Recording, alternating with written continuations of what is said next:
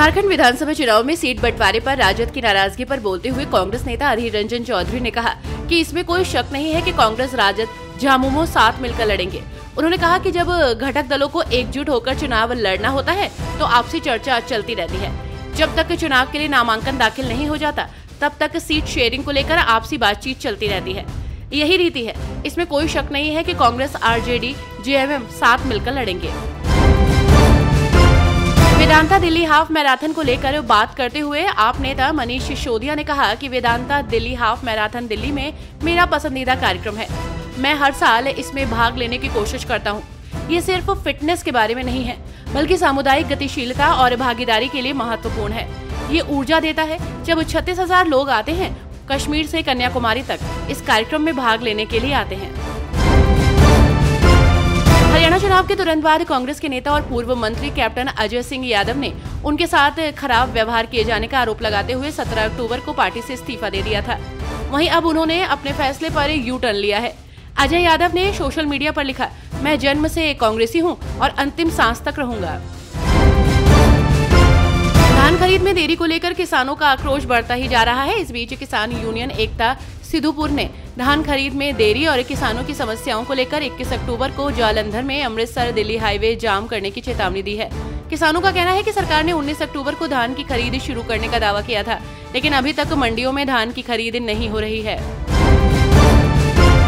हरियाणा में सिरसा से सांसद और कांग्रेस की राष्ट्रीय महासचिव कुमारी शैलजा को एक व्यक्ति द्वारा गाली देने और इंटरनेट मीडिया पर वीडियो प्रसारित करने के मामले में गोहाना थाने में मामला दर्ज किया गया है। श्री गुरु रविदास सभा बरवाला के प्रतिनिधियों ने शुरुआत में इस मामले में शिकायत हिसार के बरवाला क्षेत्र के डीएसपी को दी थी। जम्मू कश्मीर के मुख्यमंत्री उमर अब्दुल्ला और अभिनेता सुनील शेट्टी ने श्रीनगर के पोलो स्टेडियम से कश्मीर की पहली अंतर्राष्ट्रीय मैराथन को हरी झंडी दिखाकर रवाना किया। वहीं आपको बता दें कि कश्मीर पहली बार अंतर्राष्ट्रीय मैराथन की मेजबानी करने जा रहा है। पर्यटन निदेशक कश्मीर राजा याकूब फारूक ने कहा कि कश्मीर मैराथन में अंतर्राष्ट्रीय स्तर के शीर्ष धावकों सहित 2000 से अधिक एथलीट हिस्सा ले रहे हैं।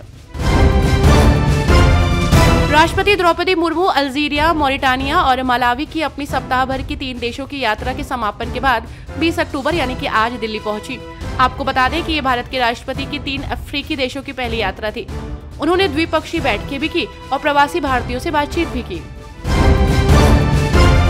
राजस्थान उपचुनाव में दौसा विधानसभा सीट से भाजपा पार्टी से बतौर उम्मीदवार चुने जाने पर जगमोहन मीना ने कहा कि पार्टी नेतृत्व का बहुत बहुत आभार कि उन्होंने मुझे इस लायक समझा कि उनका बहुत बहुत धन्यवाद देना चाहता हूं।